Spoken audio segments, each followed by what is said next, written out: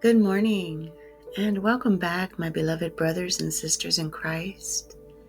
I pray that you rested well, and I pray that no matter what you endure, no matter what situation you find yourself walking through today, I pray that you know that the Lord cares for you. And I just want to come on today and speak and pray strength and love over you guys and remind you that you're not falling apart.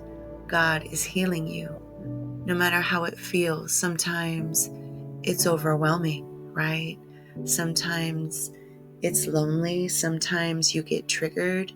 You are human, beloved, and you need to learn how to show yourself some grace. And that's the grandma in me talking to you. It's easier said than done. I know this. I battle my mind. That is my biggest battle. And I just want to let you guys know that we have a God that cares for us, and the increasing thoughts and the increasing feelings, they're all by design from the enemy. And this is why you need to have your relationship strong with the Lord, right? We need to run to Him and trust that when we do, He's got us. So I just want to pray some strength over you guys. Lord, I lift up every person listening. You see the things that they don't say. You see the battles that they've been silently fighting. And today I ask for strength, not the kind that makes us tough, but the kind that keeps us tender while we heal. In your almighty name I pray, Lord Jesus. Amen.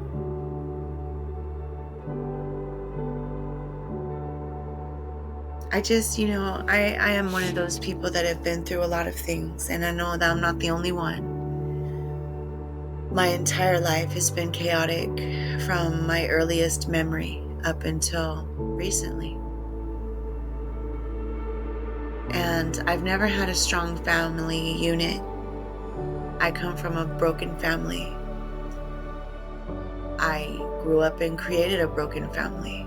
It's generational, and the devil likes to use these things against your mind, right? He will slip in when you think you're having just a perfect day, right? He'll slip in your thoughts and he'll tell you, you're disgusting. Nobody loves you. Nobody wants you. You're not like other people. You're broken. You have kids. You have this. You have that. You used to do this. You used to do that. And sometimes he will just play on your mind until you kick him out. And that's the thing you have to do, beloved. You have to kick him out. Because our minds can really, really bring us down. You have to understand it's spiritual, beloved. We are battling things that we cannot see. Let the Lord heal your anxieties whenever your day is feeling overwhelming, right? If you've got people coming after you, what do I mean by that? Gossipers, right? Bullies. Oh, this world is full of people that just love to tear people apart, right? This world is full of double-mindedness, double-minded people who think that just because somebody hurt them, they have every right to hurt other people, and they celebrate it. I know some types like this. And as much as I want to curse them, I don't. We have to pray for people because it's spiritual. And so today, I encourage you guys to pray for people that work your nerves today. Pray for people that hurt you. Because if they knew God, they wouldn't do it. And that's just what it is, beloved.